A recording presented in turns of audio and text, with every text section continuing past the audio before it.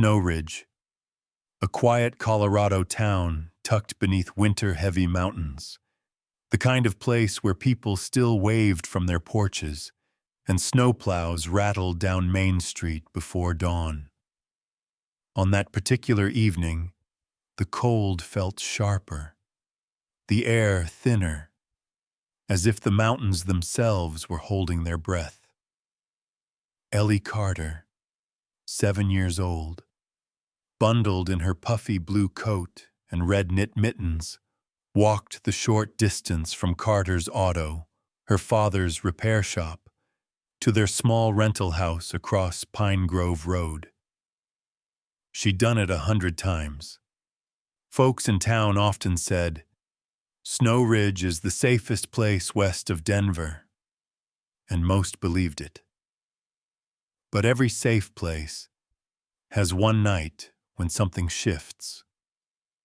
Inside the shop, her father, Ben Carter, grease on his knuckles, grief tucked into the quiet spaces of his face, glanced up at the clock, blinking 6:02 p.m. He waited, expecting Ellie to burst in, asking for hot chocolate, or showing him a rock she found in the snow. Instead, only the hum of the old heater answered him.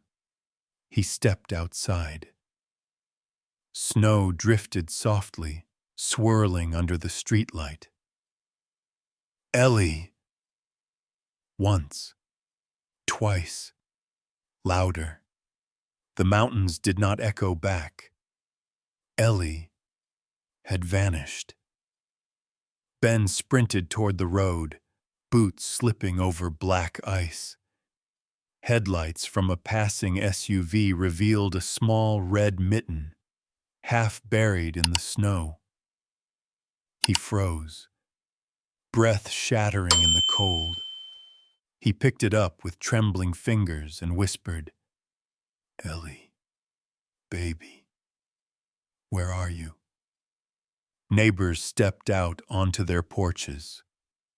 Mrs. Halpern in her plaid robe, Joe Riley still wearing his Denver Broncos cap. Everyone scanned the road, the yards, the thinning pine trees behind the auto shop. And then the truth settled in like a weight. A child didn't just wander off. Not in this cold. Not tonight, Sheriff's department arrived quickly, radios crackling through the storm. Deputy Mark Hansen spoke gently. "Ben, we'll find her. Kids don't just disappear around here." But in his eyes, Ben saw a thin thread of dread, the kind adults try to hide when children are in danger. Flashlights swept the snow, slicing long shadows across the road. Someone called out, small footprints leading toward the tree line. "Why the woods?" Ben whispered. "Ellie hates the dark." No one answered. The storm thickened, rolling in like a door shutting behind the world they knew. Miles away, at the K9 unit, Kane, Snow Ridge's retired police dog, lifted his head. Something trembled in the air. His ears snapped forward. A low, uneasy whine pushed from his throat. "Kane? What's got into you, buddy?" The night attendant muttered, reaching for the latch. But Kane had already pushed past him. Eyes locked on the storm outside, nose lifted toward something only he could sense. Fear, faint and childlike, drifting through the snow. Back near the woods, voices faded into the howling wind. Sheriff Lowell radioed, "Visibility's dropping. We need more hands." Ben stood at the edge of the trees, clutching Ellie's mitten, refusing to let it numb in his fist. He listened to the wind and with a voice cracked open by terror, whispered, "Please, someone find her." And miles away, Kane broke into a run. "Mark," the attendant said, breathless over the phone. "Kane's acting like he knows something." Mark's voice tightened. For the first time that night, hope sparked. "Then let him go," he said. "Let him find her." Kane was already gone, cutting through the storm, driven by a single, unmistakable truth. A little girl's scent, faint, but begging not to disappear. The storm over Snow Ridge thickened into a white wall, swallowing streetlights one by one as Kane tore across the station's icy parking lot. The retired K9 had not moved like this in months, not since leaving active service. But something in the wind struck him deeper than memory. It was as if the cold carried a thread of scent that didn't belong to winter at all. Something warm, frightened, and heartbreakingly small. The night attendant shouted after him, boots slipping on frozen pavement. "Kane! Hey! Slow down!" But Kane didn't slow. He didn't even look back. His stride was steady, low, purposeful, like a compass drawn toward true north. Deputy Mark Hansen arrived just in time to see Kane break through the drifting snow toward Pine Grove Road. Mark's headlights caught the silhouette, a dark shape pushing against the storm with an urgency that made his pulse jump. "Easy, buddy," he murmured, stepping out of the cruiser. But Kane barked once, not for attention, but for warning. Something was wrong. Very wrong. Mark crouched beside him, breath clouding the freezing air. "Show me," he whispered. Kane didn't wait. He pivoted sharply and sprinted down the road, nails scraping against ice, tail straight like an arrow. Mark radioed in. "I've got Kane tracking, heading north toward the woods." Then he ran after him. The snowstorm thickened until the world shrank into a narrow tunnel of gray and white. Houses blurred behind curtains of wind. Yard lights flickered. A UPS truck crawled up the hill, the driver slowing as he spotted Mark chasing a dog through the storm. "Everything all right, officer?" Mark shook his head, barely slowing. "Missing child. Dog picked up a trail." The driver's face changed instantly. Fear, sympathy, the quiet understanding of how a world can narrow to a single life in danger. "Godspeed." Inside the woods, Kane stopped so abruptly that Mark nearly collided with him. The dog's nose pressed into a small indentation, barely there, already softening in the snow, but unmistakable. A child's footprint. Kane nudged the depression gently, then looked up at Mark with eyes bright and urgent. "Ellie," Mark breathed, heart sinking and lifting all at once. "Good boy. Keep going." They pushed deeper into the forest, branches snapping softly under their weight. The wind howled overhead, but near the ground, the air carried faint traces of something sweeter. Bubblegum shampoo, fabric softener, a child's winter coat warmed by body heat. Kane inhaled deeply, chest expanding, ears pricking like antennae tuned to a frequency only he could hear. Every shift of the wind knit together a clearer path, and Kane followed it without hesitation. Then, a lull in the storm. Just enough for Mark to hear Kane's low rumble, soft, uncertain, almost sorrowful. The dog nudged something half buried in the snow. A red knit mitten. Ellie's. Mark picked it up carefully, swallowing hard. "She came through here," he whispered. Kane stepped closer, pressing his head briefly against Mark's knee, an almost human gesture of urgency. Then he bolted forward again. Mark followed. A branch cracked behind them. Mark spun, flashlight slicing the dark. Sheriff Lowell emerged with 2 deputies, snow clinging to his beard. "We followed your tracks," he said. "Kane still on the scent?" Mark held up the mitten. "Stronger than any of us." Lowell nodded. "Then let him lead." Kane moved ahead, body taut, tail low. Confidence wavering only when the wind shifted. But each time doubt flickered, he lowered his nose, drew in the air, and pressed on. Deputies spread out behind him, forming a protective arc. Occasionally someone muttered, "Find her, boy. Good dog," as if hope itself whispered through the trees. Minutes stretched, feeling like hours. Snow clung to Kane's fur in tiny white blossoms. Mark noticed the dog limping slightly, a familiar injury from years ago. But Kane refused to slow.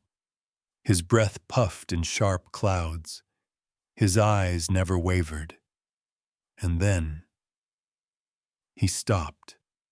Not with confusion, not with hesitation, but with a stillness so complete the forest seemed to bow around him. Kane lifted his head, ears twisting toward a faint sound Mark couldn't hear. Something fragile, wavering, like a child's sob caught in the wind. Kane's entire body leaned forward. "Mark," Lowell whispered behind him. "He found something." Kane barked once, low, deep, decisive, before bounding into the thicker darkness where Ellie's trail dipped into a ravine. Mark ran after him, breath hammering, knowing with absolute certainty, whatever Kane heard in the wind wasn't fear anymore. It was Ellie, fighting not to be forgotten. The deeper Kane pushed into the ravine, the more the night seemed to fold around him. A narrow corridor of wind, ice, and broken quiet. Mark slid down after him, boots carving shaky paths through the powdered snow. Sheriff Lowell and the deputies followed close behind, their flashlights jittering across tree trunks and tangled roots. The storm had softened to a whisper here, as if even the wind sensed something delicate beneath its breath. Kane lowered his head again, pulling in the cold air, nostrils flaring. There it was, that faint, unmistakable sweetness of a child's winter coat. A scent so fragile it could have disappeared into the night, yet somehow it clung stubbornly to the world. "Kane, easy," Mark murmured, though his voice trembled.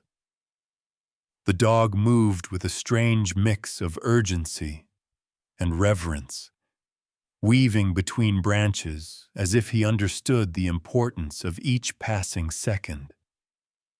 Snow shook loose from the pines above, falling in slow spirals that glittered under their lights.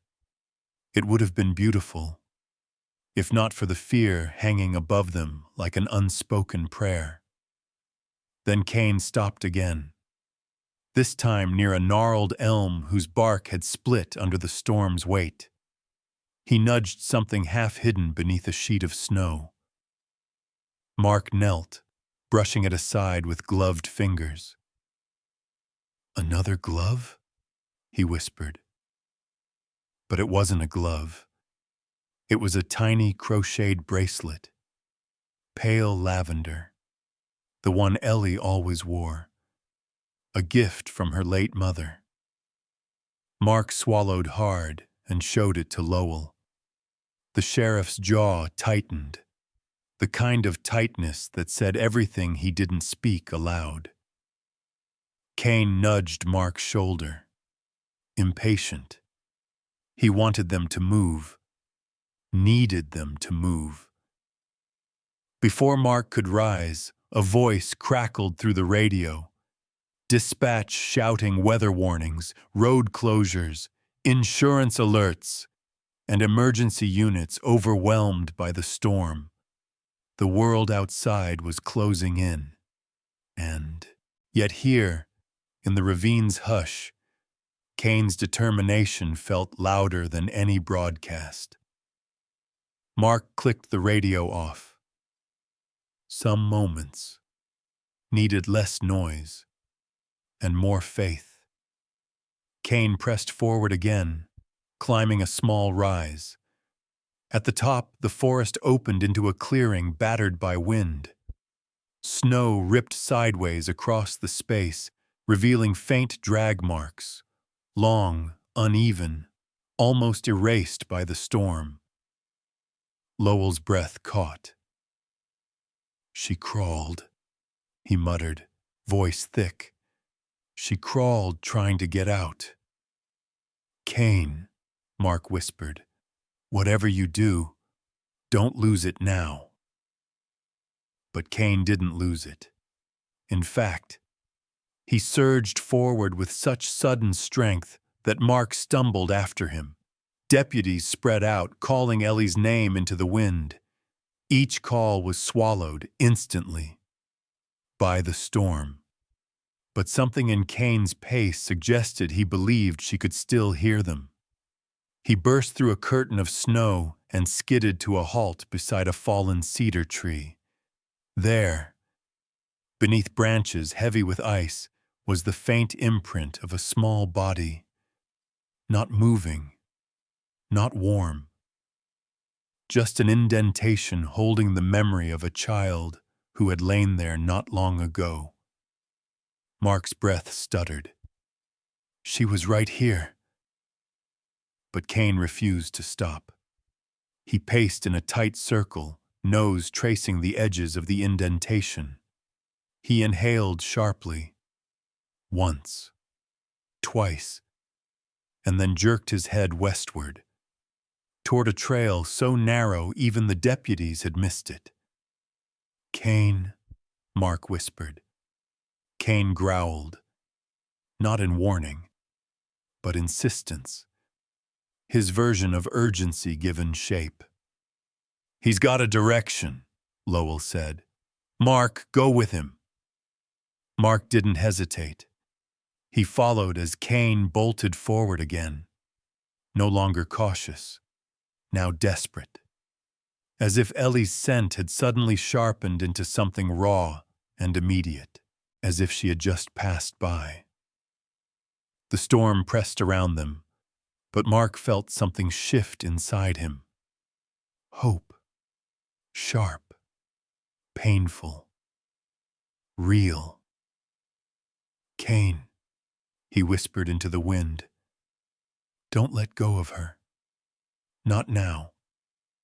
And as they vanished deeper into the woods, it became clear. Kane wasn't just tracking a child. He was fighting time itself. If you were out there in that storm, searching for a missing child, what would scare you the most? 1. The darkness. 2. The cold. Or 3. The fear of being too late. Kane slowed only when the forest forced him to, branches hanging low with icy weight, snow rising nearly to his chest, wind curling through the pines like a warning whispered through the dark. Mark stayed close behind, lungs burning from the climb, boots punching into powder that swallowed every sound. The world had narrowed to a single desperate thread, Ellie's faint scent clinging to the air. And then, as if pulled by something invisible, Kane veered sharply left toward a cluster of fallen trees tangled from last week's storm. "Easy, boy. Take it slow," Mark whispered, though the wind nearly stole the words away. Kane ignored him, not with disobedience, but with purpose. He pressed forward until he reached a massive limb, snapped clean from its trunk, lying across the forest floor like a barricade nature never meant to build. Beneath that heavy branch, half hidden by snow, was a small figure curled into itself. Mark froze. Ellie, her blue coat, frost-lined, still, impossibly small, peeked out from under the limb's weight. Her hair, tangled with pine needles, was pressed against her cheek. The deputies behind him stopped without needing to be told. Silence pooled around them, thick, fragile, as though the world itself feared any sudden movement might shatter what little hope remained. Kane reached her first. The dog approached slowly, lowering his body until his nose hovered inches from her cheek. A soft whine escaped him, trembling, aching, piercing deeper than any shout could. He nudged her gently, once, then again. Careful, almost reverent. Ellie stirred. Barely. But it was enough for Kane to breathe out in relief, a warm cloud in the frozen air. Mark dropped to his knees, brushing snow from her arms.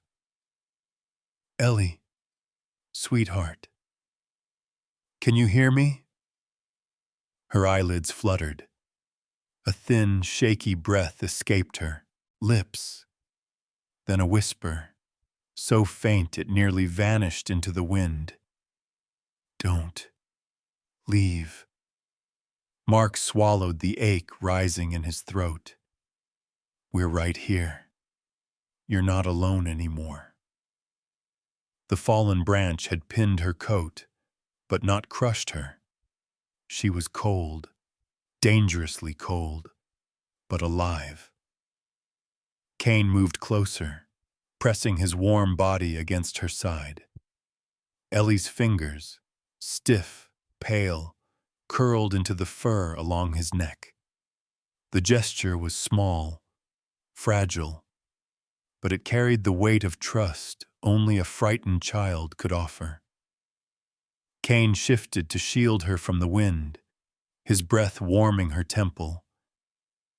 Mark watched the dog's focus, the intensity in his eyes, and whispered, "Good boy. Keep her warm."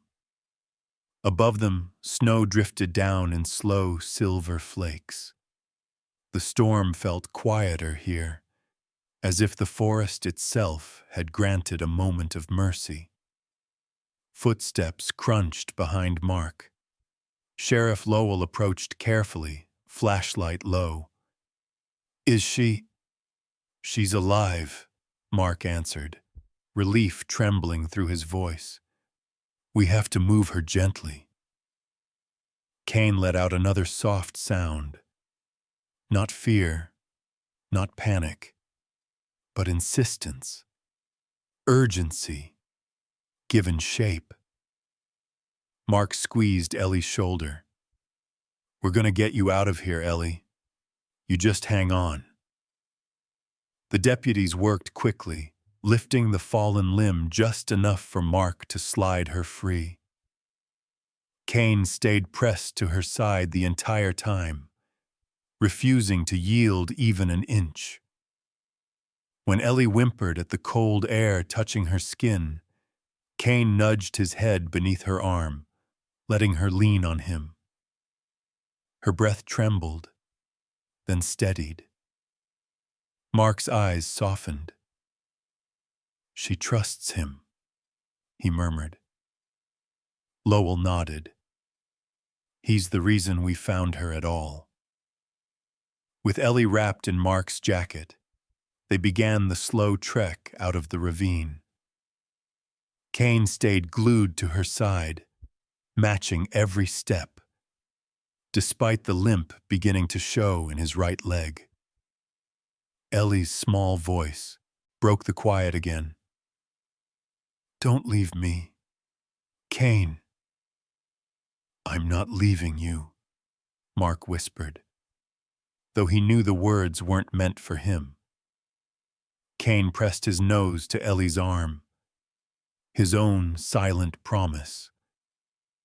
The storm picked up again, wind pushing against them like a living force, but the group held tight. Ahead, through frosted branches, faint emergency lights flickered, rescue vehicles waiting at the forest entrance. The sight tightened Mark's chest with relief. "We're almost there," he murmured. But Kane didn't look at the lights. He looked at Ellie. His eyes, deep, steady, unwavering, never left her, as if the only truth he trusted in this storm was the fragile heartbeat of the girl he'd found.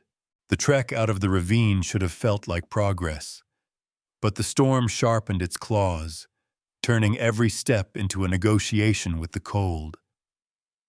Mark carried Ellie close to his chest, her small body wrapped in his jacket, her chilled breath barely warming the fabric. Kane stayed so near that Mark occasionally felt the dog's shoulder brush his leg. It wasn't clinging. It was vigilance. Every time Ellie exhaled, thin, wavering, Kane's ears twitched, listening to the rhythm of her fear. "Hang in there, sweetheart," Mark murmured, breath fogging. Ellie stirred slightly, her voice a broken thread. "Cold." Kane pressed his body against her side, offering what warmth he had left. Mark whispered, "Good boy," though Kane wasn't moving for praise. He was moving for something deeper than training. Snow drifted in thick sheets, erasing familiar shapes. Sheriff Lowell led the way, radio held high. "Rescue team, we've got the girl. Ellie Carter is alive. Prep the emergency care unit."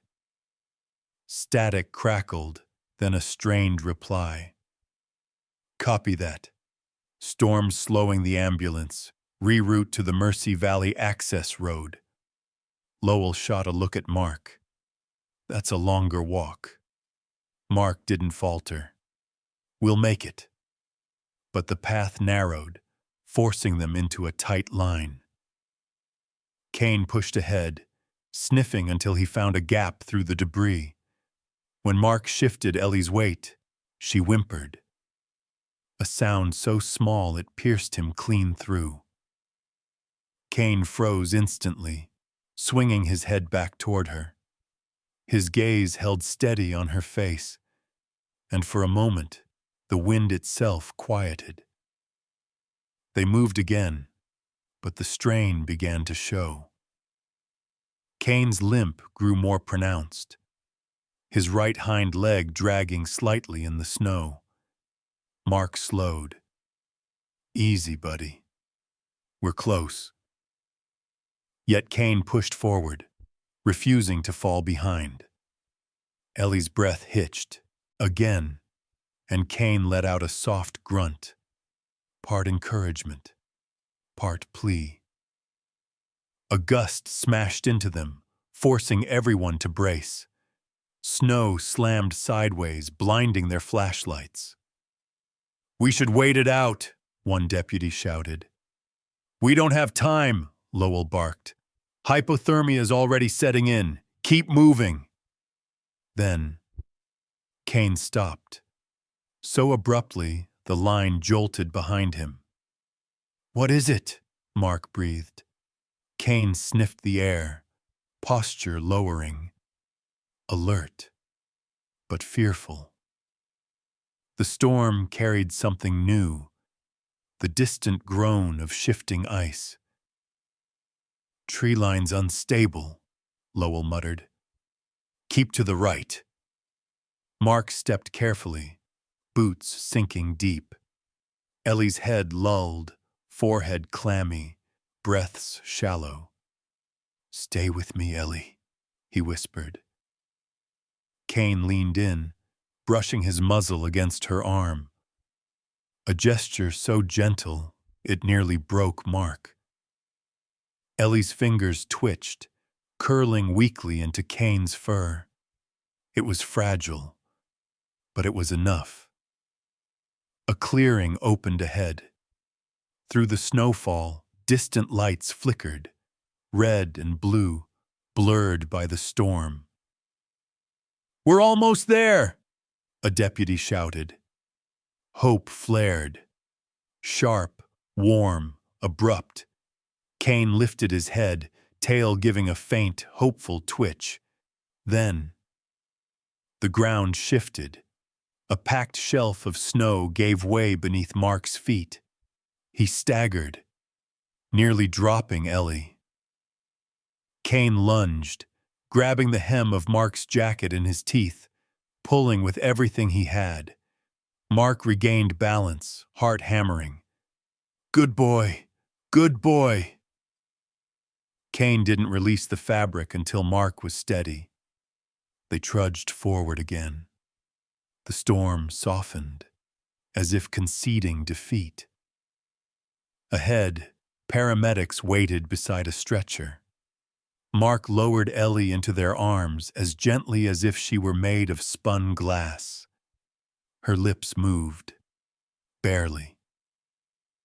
Kane, don't leave. Kane stepped forward, pressing his forehead to hers, breathing out a tired, trembling exhale, a promise in silence.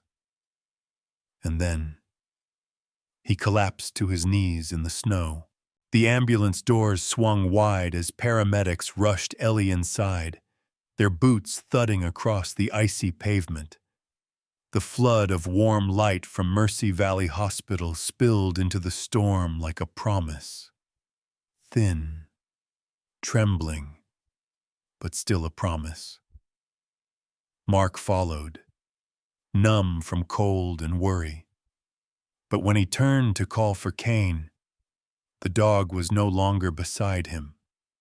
Instead, Kane knelt in the snow a few yards back, chest rising in shallow, uneven breaths. Frost clung to his fur, lifting gently in the wind, and though his body wavered, his eyes remained fixed on Ellie disappearing through the double doors. Kane, Mark called softly, stepping toward him. Come on, buddy. You made it. Kane pushed himself upright, wobbling. It wasn't just injury. It was a body running on nothing but heart. He tried to move, but his legs buckled again. Mark knelt beside him, hands trembling. Easy. We're here. You did your job. Let us do ours. Mark placed a supportive arm around Kane's torso, but the dog refused to lean. Kane gathered whatever strength remained and took a step toward the hospital entrance. A paramedic holding the door gasped softly. He walked her all the way here? Mark nodded. Carried her part of it. Quiet awe spread through those gathered at the entrance. Nurses, orderlies, late-shift staff pausing mid-step, as Kane limped forward, head bowed, breath fogging the air in quick, exhausted bursts. Mercy Valley had seen everything: winter accidents, cardiac emergencies, insurance claims piling up each storm season.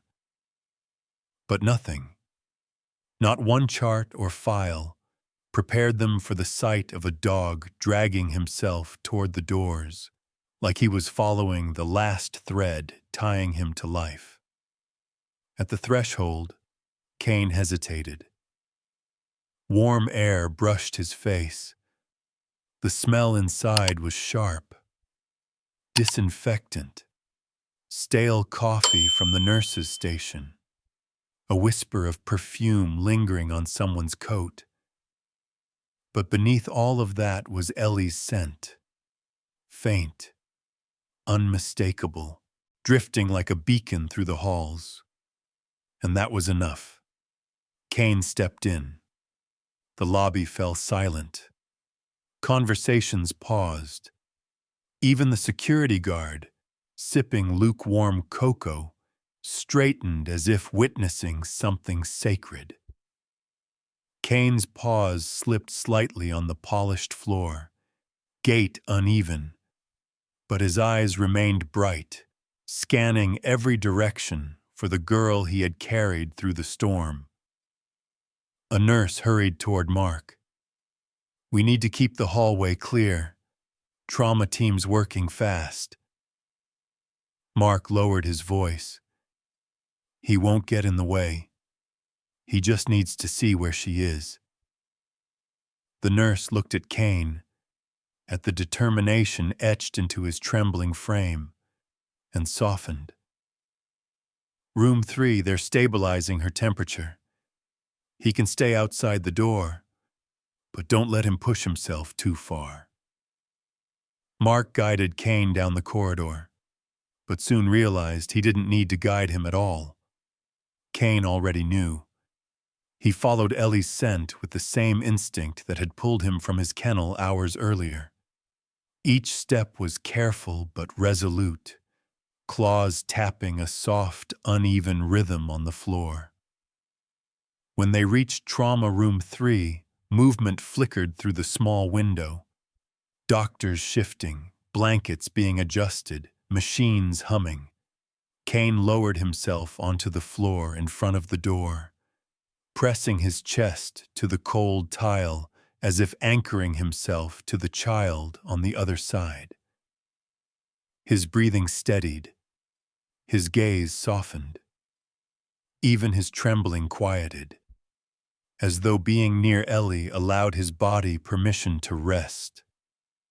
Mark crouched beside him. "She's safe now. You hear me? You brought her home." Kane didn't look at him. Instead, he slid one paw forward until it rested against the base of the door, just close enough to feel the faint vibration of movement inside. Mark exhaled a shaky breath. "All right, buddy. You stay right here." The hallway resumed its quiet bustle. Footsteps, murmured updates, the soft squeak of wheels on tile floors. Yet every few minutes, someone paused. A doctor, a nurse, a visitor wrapped in winter layers, just to take in the sight of the weary K9 stationed like a guardian beside the room. No sirens, no shouting. Just a dog who refused to close his eyes unless he felt Ellie's presence. And as Mark finally stepped aside to give Kane space, he realized something. Kane wasn't waiting for news. He was waiting for her. The moment the trauma room doors swung shut behind Ellie, the hallway seemed to lose its shape. Conversations thinned into murmurs.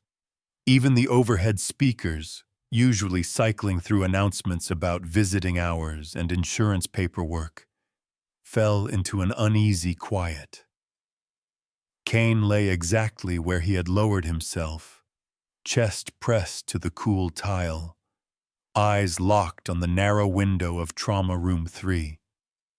His breath made small clouds against the floor, fading almost as quickly as they formed. No one dared step over him.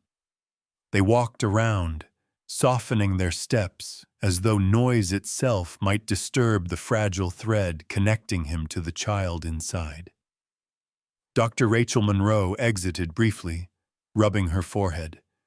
Mark straightened instinctively. "How is she?" Rachel glanced at Kane first, something reverent passing through her expression. "Her temperature's still low. Heart rate is unstable. We're doing everything we can."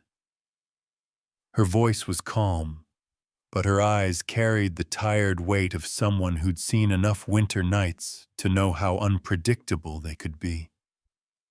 She knelt beside Kane, hesitant but gentle. "You're staying right there, aren't you?" Kane lifted his head just enough to nudge her wrist. A greeting, a request, a plea. Rachel swallowed hard. "All right. You keep watch. We'll keep working." When she slipped back inside, Kane shifted closer, dragging his forelegs until they touched the door. His fur trembled. Mark crouched beside him. "She's in good hands, buddy." Kane didn't blink, didn't acknowledge him. His focus was absolute, unwavering, as if he believed Ellie would feel lost if he looked away even for a second. Minutes passed, then half an hour, then nearly an hour. Nurses came and went. Paramedics drifted back to duty. Deputies took statements. But Kane never moved. His ears twitched at every muffled sound. A footstep, equipment clicking, someone adjusting blankets. And each time he pressed his nose harder against the seam of the door, as though willing himself through it. Mark sat beside him with a sigh. "You're a stubborn one. You know that." Kane blinked once, just enough to say, "I'm not leaving." A soft gasp broke the tension. A woman in a puffy brown coat stood at the hallway's end, hand over her mouth. "Is that a police dog?" she whispered. "He brought that little girl in," the receptionist murmured. "Dragged her out of the storm himself." The woman's eyes welled. "Bless him." Soon others gathered, orderlies, visitors waiting for family, a janitor leaning on his mop, even a man in a snow-dusted suit. Something in Kane's stillness pulled people in. Not curiosity, something deeper, something like respect. Suddenly, inside the trauma bay, a spike of activity. The room glowed brighter. A nurse's voice rose sharply, strained, urgent. Kane jolted upright, claws scraping the tile. Mark reached for him. "Easy, easy." But Kane stepped forward, chest rigid, ears pinned, breath fast and shallow, as though Ellie's fear had traveled straight through the walls and settled in his bones. Then, silence. Not the peaceful kind. The kind that makes the whole world hold its breath. Kane whimpered, low, aching, pushing his shoulder against the door as if he could lean hope into the room. Mark didn't speak.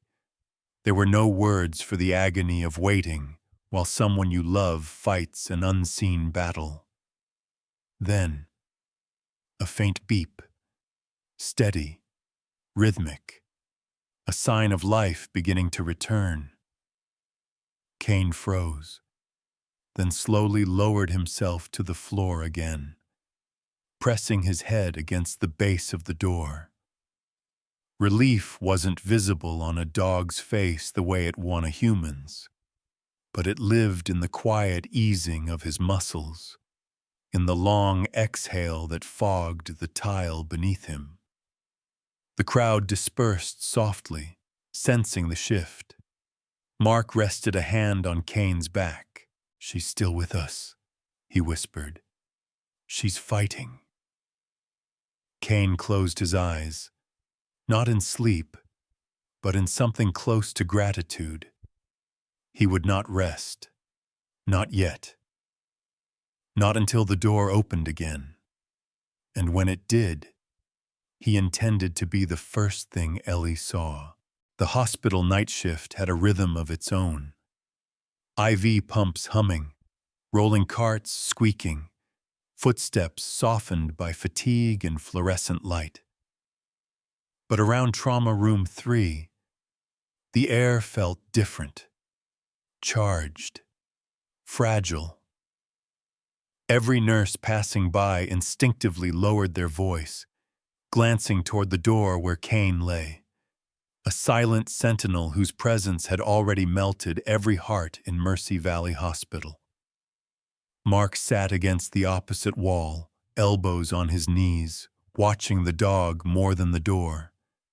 Kane hadn't moved in nearly 40 minutes, except to inch his paw closer to the threshold, as if that tiny touch kept Ellie tethered to the world.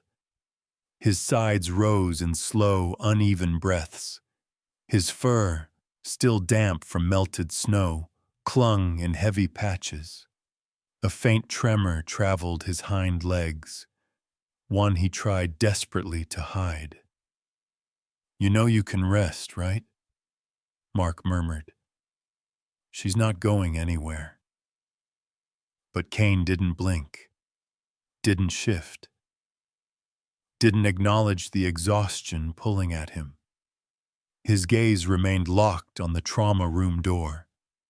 Steady, sharp, unshakable. If loyalty had a physical form, it was lying right there on the hospital floor. Inside the trauma bay, a muffled alarm chirped. Once, then again, louder. Dr. Monroe's voice cut through, clipped and urgent. "Heart rate dropping. Get warmed saline now. Move!"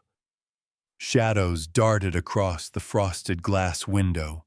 Kane stiffened instantly, ears pricked, ribs expanding, a sharp, trembling inhale. Mark stood, heart sinking. Something's wrong. A shrill, rapid beeping spilled through the crack beneath the door. Ellie's heart monitor faltering. And that was the moment Kane rose. He didn't stand like a tired dog. He surged, muscles quaking, claws scraping the tile, a deep, raw sound pushing from his chest. Not a bark, not a cry. Something older, something primal. Two nurses froze mid-step. "Kane?" Mark whispered, startled by the intensity tightening the dog's frame. Kane stepped toward the door, pressing his shoulder against it. Not recklessly, but urgently. As if Ellie needed him right then. Right that second. The door vibrated faintly under his weight. His breathing synced with the beeping inside. Rapid, uneven, afraid. "Does he know her heart's dropping?" a nurse whispered. The older janitor shook his head slowly. Seen dogs sense seizures, strokes. But this? Inside, Dr. Monroe shouted, "Warming blanket! She's dipping again!" And Kane howled. Not loud, not long, but devastating. a low, mournful sound that cracked open the hallway, making even those who didn't know Ellie suddenly feel they might lose someone precious. The howl softened into a whimper, then into a trembling rumble deep in his chest. Nurses stepped closer without thinking. One covered her mouth. Another whispered, "Poor boy." Kane pushed harder into the door, scratching lightly at the seam, desperate to reach her. A thud sounded inside. Equipment shifting, hurried movement. "Hold her steady! Heart rate's crashing!" Kane whimpered louder, pacing once before returning to the door with renewed force. His claws tapped anxiously. Tail stiff, breath shallow. Mark reached for him. "Buddy, you have to stay calm. She needs you to hold on." But Kane wasn't listening. Instinct, sharpened by years of K9 work and something deeper, something spiritual, guided him. He pawed the bottom of the door and let out a thin, keening cry. And then the alarm changed, from frantic beeping to steady rhythmic pulses. Inside, a nurse gasped, "She's stabilizing!" Temperatures holding. Dr. Monroe's voice softened. "Good girl. Stay with us." Kane froze mid-movement. Slowly, his ears lowered, his muscles unwound. He sank back to the tussin floor, lowering his head against the base of the door. Relief wasn't shown on his face the way it would be on a human's, but it lived in the way his body uncoiled, in the long exhale that fogged the tile beneath him. The small crowd drifted away softly, sensing the shift in the air. Mark rested a hand on Kane's back. "She's still with us," he whispered. "She's fighting." Kane closed his eyes, not in sleep, but in something close to gratitude. He would not rest. Not yet. Not until the door opened again. And in that quiet hallway, every person present understood the same truth. Kane wasn't waiting for updates. He was the update. The hallway outside Trauma Room 3 had settled into a hush so complete that even the heating vents sounded respectful. Kane lay with his head against the base of the door, his breathing slow but shallow, as if every inhale depended on the rhythm coming from inside. A few nurses lingered nearby, pretending to review charts but unable to look away from him. People had seen loyal dogs before, waiting outside stores, riding in truck beds, guarding porches. But this felt different. It felt like watching one half of a fragile bond wait for the other half to come back to life. Mark stood a few feet away, rubbing his hands together for warmth he couldn't find. The adrenaline from the storm had drained from his body, leaving behind a quiet ache, fear mixed with responsibility, guilt mixed with gratitude. He kept glancing at Kane, noticing the way the dog's chest tightened each time footsteps echoed inside the trauma room. "You're gonna make yourself sick worrying about her," Mark whispered. But he knew. Kane wouldn't stop, not until Ellie woke. The double doors at the far end burst open, and Sheriff Lowell stepped in, brushing snow from his hat. He scanned the hallway, saw Kane, and paused. "He hasn't moved?" Mark shook his head. "Not more than a few inches. He acts like she'll disappear if he blinks too long." Lowell let out a slow exhale. Dogs got more heart than half the force. He started toward them, but froze when the door behind him opened again. Ellie's father, Tom Carter, stood there, face pale, breath uneven, hands still streaked with motor oil from the garage he'd been working in when deputies found him. His eyes darted wildly until they landed on Kane. "Is she here?" he asked, voice cracking. "Is my girl... Where is she?" Mark stepped forward. "Trauma room 3. She's alive, Tom. They're warming her up, stabilizing her vitals." Tom staggered, grabbing the back of a chair for balance. Relief didn't soften him. It shook him. "I should have picked her up. She said she could walk home and God, I shouldn't have let her." Lowell placed a hand on his shoulder. "You're here now. That's what matters." Tom nodded, but his attention drifted to Kane. The dog lifted his head slowly, studying him. Kane's eyes weren't aggressive, not cold. They were tired, watchful, trusting nothing except the thin thread tying him to Ellie. Tom knelt beside him. "You found her," he whispered. "You brought my little girl home." His voice broke on the last word. Kane didn't move, but something in his stillness softened. A quiet acknowledgement. Inside the trauma room, the hum of machines shifted. Kane's ears flicked up. His head rose higher. Mark and Tom both noticed, trusting the dog's instincts more than any sound from behind the glass. A nurse stepped out, startled by the worried cluster. "She's holding steady," she said gently. "Her temperature is coming up. It'll take time, but she's responding." Tom covered his face, shoulders shaking. Thank God. Gratitude filled the hallway like warm breath on a cold window. The nurse crouched to stroke Kane's head. "And you did half our job getting her here."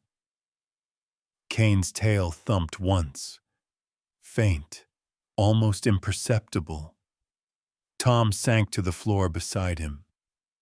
"You know," he whispered, "Ellie's mom used to say angels don't always have wings. Sometimes they have paws." His voice cracked. "I didn't believe her." Kane blinked slowly, exhaustion pulling his eyelids down. Tom leaned closer. "But you proved her right tonight." Mark leaned back against the wall, closing his eyes. The storm outside still raged. Insurance alerts buzzing on phones, roads closing left and right. But here, in this hallway, something gentler settled. Fear hadn't left, but hope had arrived, and it came on 4 legs. Kane lowered his head again, pressing closer to the door. His breathing steadied, as if syncing with Ellie's. 2 heartbeats separated by a wall that felt thinner by the minute. And everyone watching sensed the same truth. Neither of them would face the night alone. The hallway outside Trauma Room 3 had quieted into that late-night stillness hospitals know all too well, when even the vending machines hum softer, and people speak as though sound itself might shatter hope. Tom sat slumped beside the door, fingers laced, praying without realizing he was. Mark leaned against the wall, replaying every step through the storm, every decision that might have gone wrong. But Kane, Kane had not moved in over an hour. His head rested against the door. His breath was thin, stretched. Each inhale a fragile negotiation with exhaustion. A subtle tremor worked along his flank, easy to miss, unless you were watching closely. And Mark was watching. "Buddy," he whispered, crouching down. "You've got to rest. Just a minute. Lay on your side, you're shaking." But Kane didn't shift, didn't blink. His eyes stayed locked on the sliver of light beneath the door, as though Ellie's heartbeat was flowing through it. Then, a change inside the trauma room. Movement. Sharper, hurried. Kane reacted instantly, head lifting, body stiffening, ears snapping forward. A soft growl pushed from his chest. Not fear, but recognition. A nurse stepped into the hallway for supplies.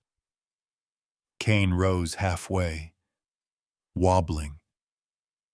Mark reached for him. "Easy, stay down." The nurse knelt beside him, concern tightening her voice. "He's exhausted. He needs fluids, heat. He shouldn't be standing." But Kane was standing. Barely.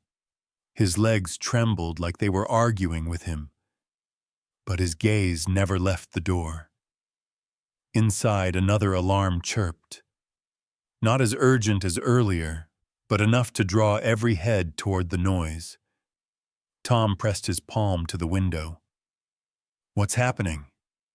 The nurse soothed him gently. "They're adjusting her warming protocol. It's normal." But Kane did not believe the reassurance. His instincts lived deeper than explanations. He pressed forward. And that was when it happened. His body sagged, shoulders dropping, front legs folding, as if someone had quietly pulled the strength out from under him. Mark lunged. "Kane!" Kane hit the tile hard, chest bouncing once before settling. A single rough exhale scraped from his throat. The hallway froze. A resident stopped mid-step. The receptionist stood. The janitor dropped his mop. Tom stumbled beside the dog, voice breaking. "No, nobody, stay with us. Don't you do this now." Mark slid his arms under Kane's neck, lifting his head slightly. His hands trembled. Kane's eyes fluttered, unfocused, hazy. He wasn't looking at Mark. He wasn't looking at Tom. He was trying, and failing to focus on the door. "Kane, look at me," Mark pleaded. "Please, you saved her. Let us save you." Dr. Rachel Monroe burst from the trauma room, startled by the crowd. "Oh God." She dropped to her knees beside Kane, hands moving with the precision of a seasoned ER physician. She checked his gums, his pulse, pressed her palm to his chest. Her jaw tightened. "He's severely dehydrated, hypothermic. He pushed himself too far. He probably hasn't stopped fighting since he ran from the K9 unit." Tom's voice trembled. Can he make it?" Rachel hesitated, a silence heavy enough to fracture the air. "If we move fast. He needs warming, oxygen, fluids, immediately. But he's crashing." Kane whimpered, barely audible, stretching a paw toward the door, reaching for Ellie. Rachel's expression crumpled. He's trying to get to her, even now. Then let him stay here, Tom said, voice breaking. Right here. Don't take him away. Rachel looked between them. Mark, Tom, the small gathering of witnesses, and the dog lying like a soldier, refusing to fall anywhere but at his post. Finally, she nodded. Fine. We'll work on him here. Nurses hurried back with blankets and a portable heater. Someone fetched warm IV bags from the supply cabinet. The hallway transformed into a quiet operation bay.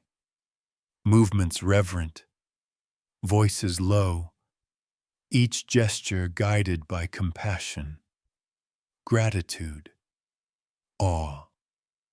Rachel wrapped Kane with steady, gentle hands.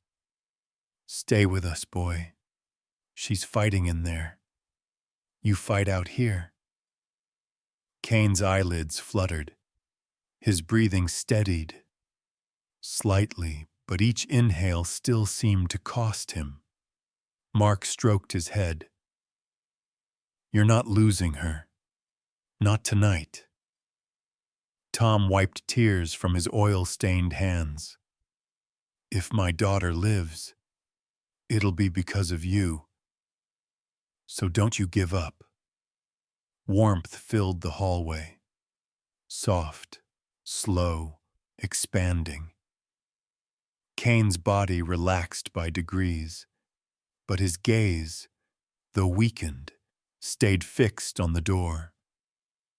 Even collapsing, even shaking, even slipping toward unconsciousness. He guarded Ellie's threshold as if the world depended on it. And perhaps it did. Outside, the storm had eased into a soft, whispering snowfall, tapping gently against the hospital windows. But inside Trauma Room 3, the air remained thick with tension. Machines hummed steadily now, rhythmic tones offering quiet reassurance. Dr. Monroe, exhausted but relentless, made one last adjustment to the warming blanket before stepping back. She's stabilizing, she murmured, though she didn't yet allow herself to relax then.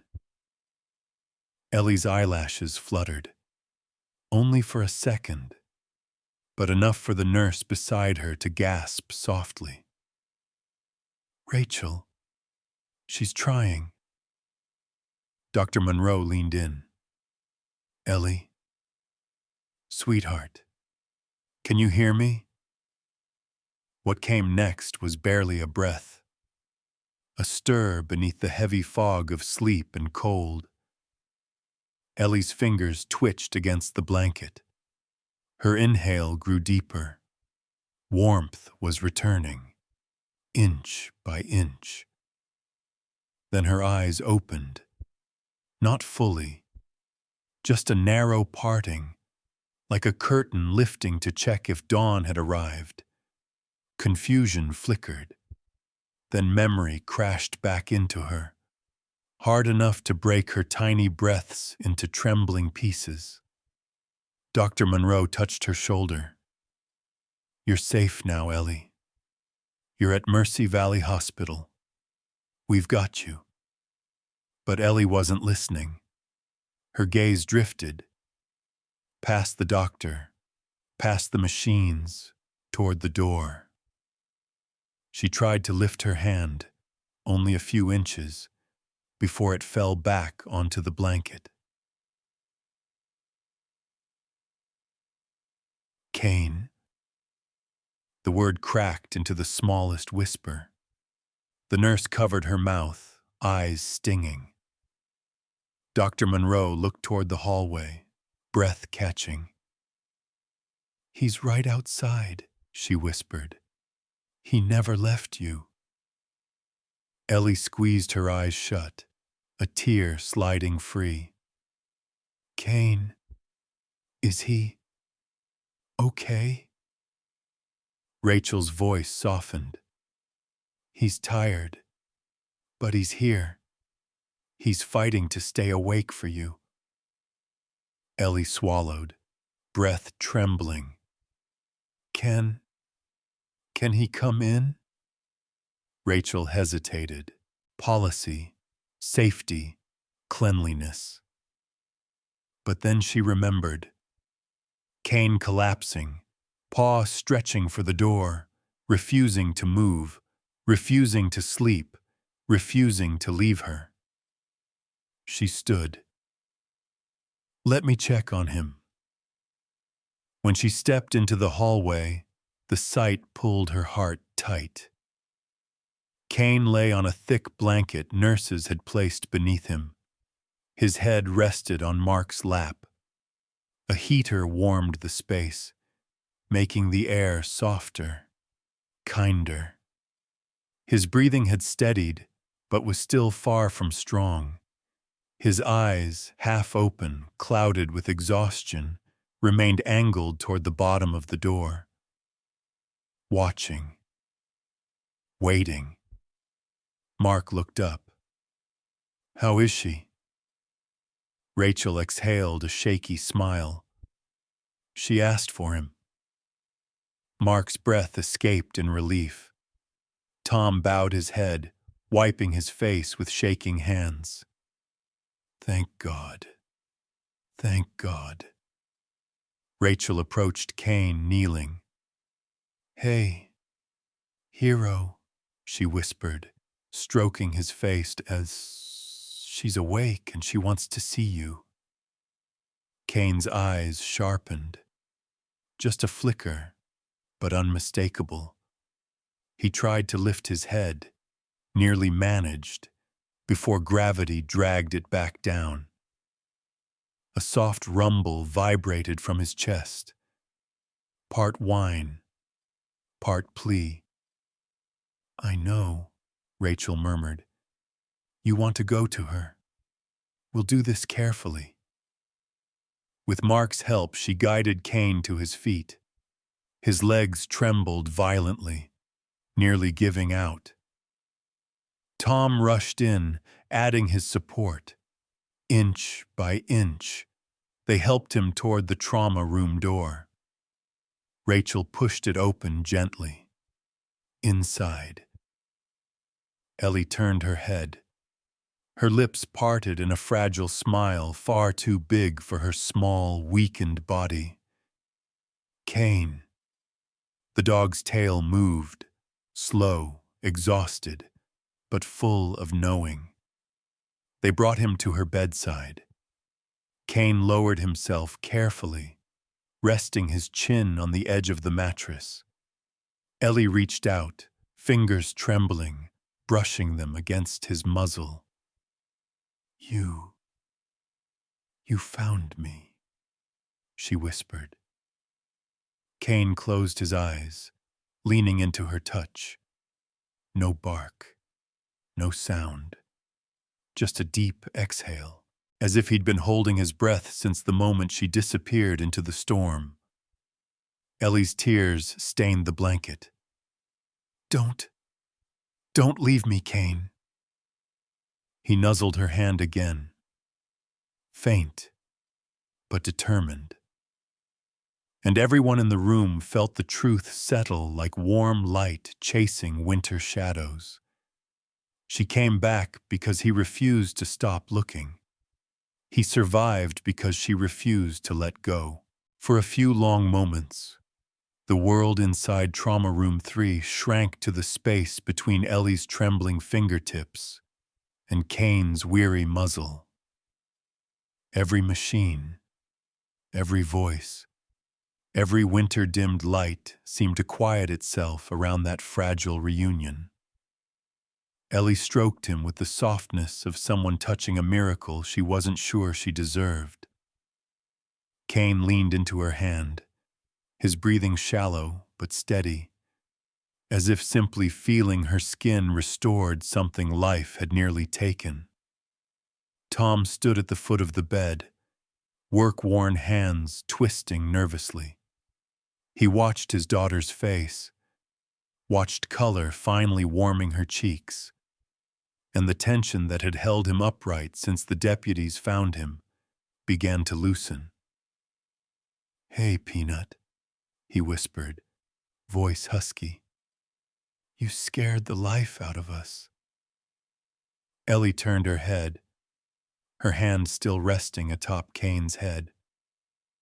"Daddy, Kane didn't leave me. Not even when it got dark." Tom swallowed hard, eyes shimmering. He brushed a strand of damp hair from her forehead. "No, sweetheart, he didn't." Mark lingered near the doorway, giving the family space while keeping a watchful eye on Kane's condition. The dog's heartbeat, faint beneath his ribs, thudded in a fragile rhythm. His exhaustion clung to every muscle. Yet he kept his chin anchored to Ellie's mattress, unwilling to move even an inch away from her. Dr. Monroe entered quietly, clipboard pressed to her chest. She paused, her expression softening at the sight before her. "Ellie, sweetheart, how do you feel?" Ellie blinked slowly. "Warm, because Kane's here." Rachel smiled, emotion tugging at her voice. "Well, your rescuer is just as stubborn as you are." Kane exhaled a rough breath, lifting his gaze to meet hers. She knelt beside him, checking his temperature with the back of her hand. "You're not out of danger either, big guy," she murmured. "You need fluids, warmth, rest." Kane closed his eyes, but didn't move away. Rachel laughed softly. "Not leaving, Thought so. Time was." Ellie shifted weakly, moving her hand toward Kane's collar. Her fingers curled around the leather strap, like she was anchoring herself to him.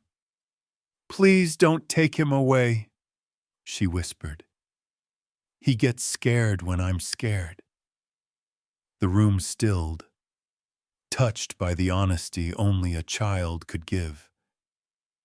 Tom's eyes shone. Mark cleared his throat. Even Rachel had to blink hard before answering.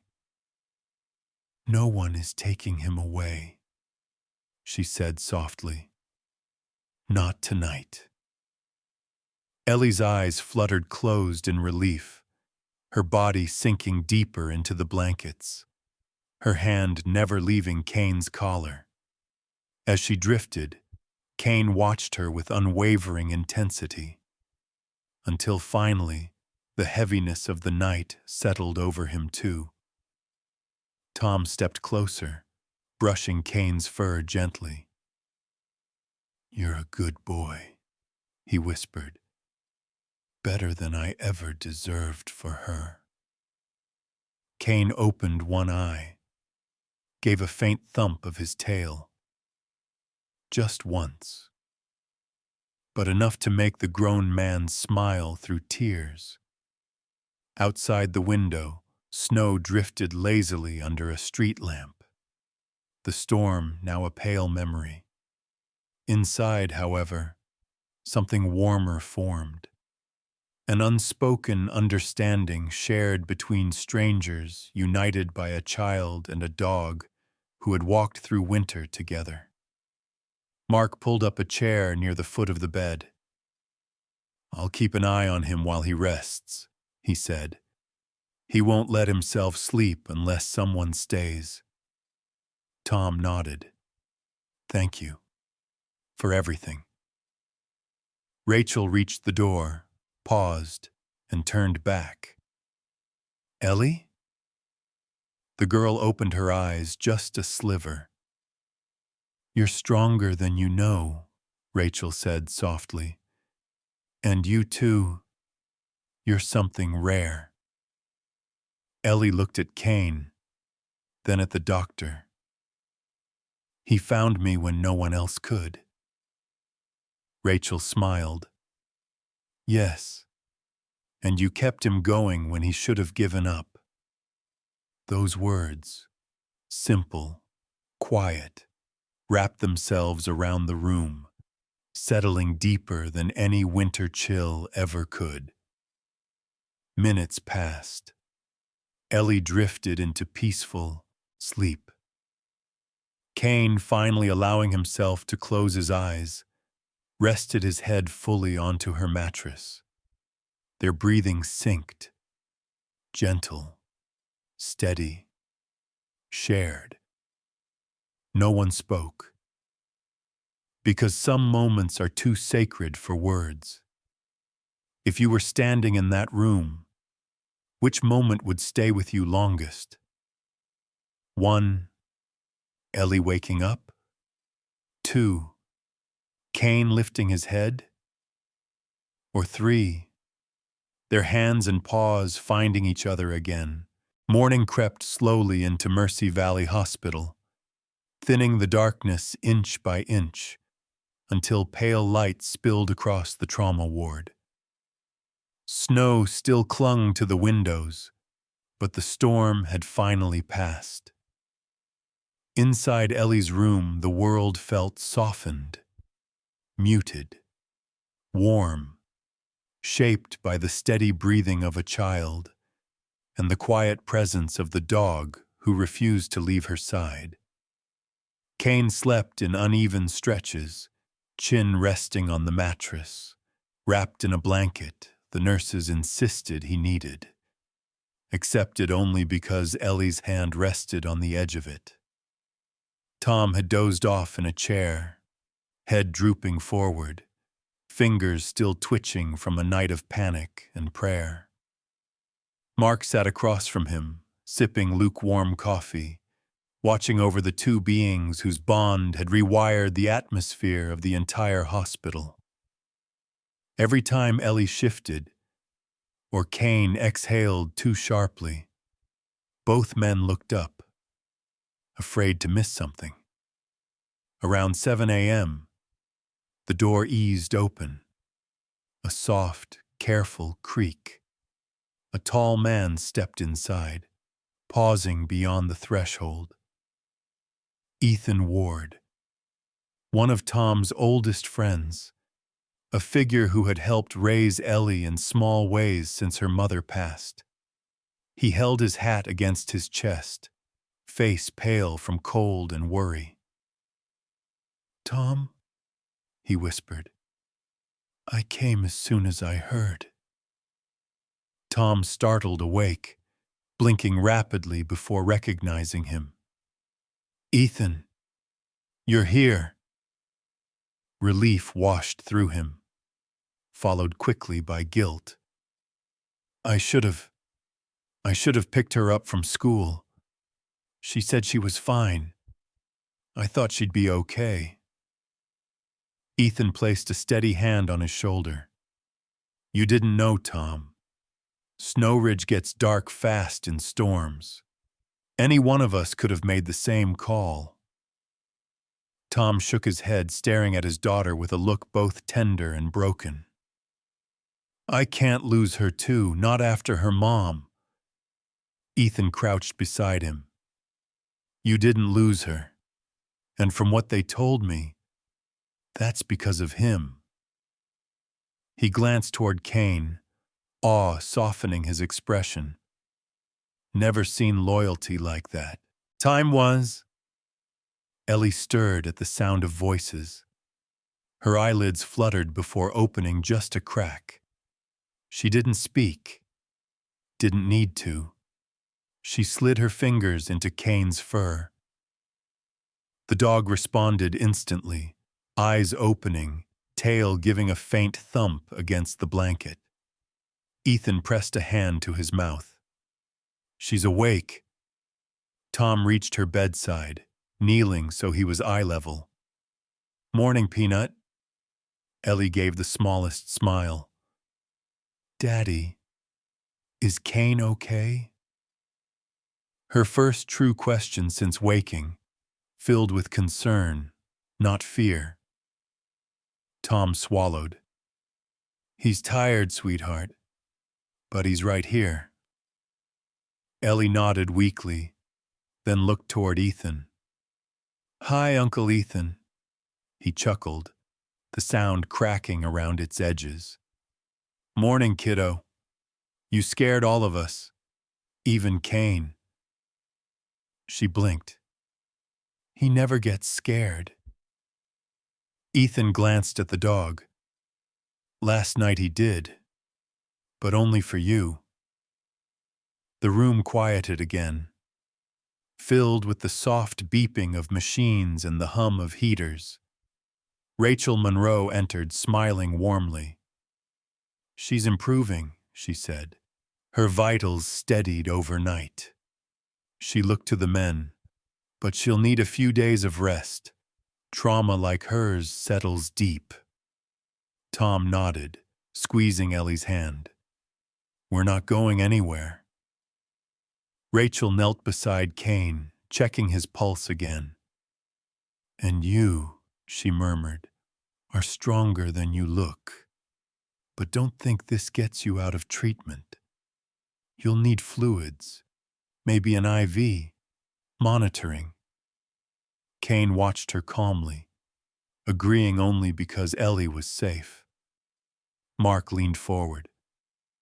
Doc, can he stay with her during treatment? He hesitated. I know policy is strict, but... Rachel looked between them. Ellie holding on to Kane, and Kane responding to every breath she took. She exhaled. Certain rules can bend when a miracle walks through your door. Yes, he stays. Tom looked up, tears bright again. Thank you. Rachel smiled softly. Honestly, I'd be afraid to separate them. A gentle laugh fluttered through the room, soft as drifting snow. Ellie's voice broke the quiet. Daddy? Yes, sweetheart. You won't let Kane go, right? Tom shook his head instantly. No, baby. Kane's family now. The dog lifted his head just enough to rest it more firmly against her side, his breathing sinking with hers again. And though exhaustion still clung to him, a warmth spread through the room, a warmth that had nothing to do with heaters or medical care. Ethan exhaled softly. Late or not, we made it in time. Rachel nodded. Sometimes life gives you just enough time. No more, no less. And in that small, crowded room, surrounded by winter light and the scent of hospital linens, a family, broken, frightened, healing, found itself stitched together again.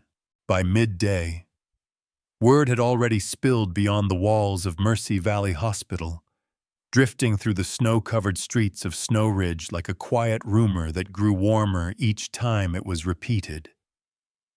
First, it reached the diner on Main Street, where truckers paused mid-coffee to listen.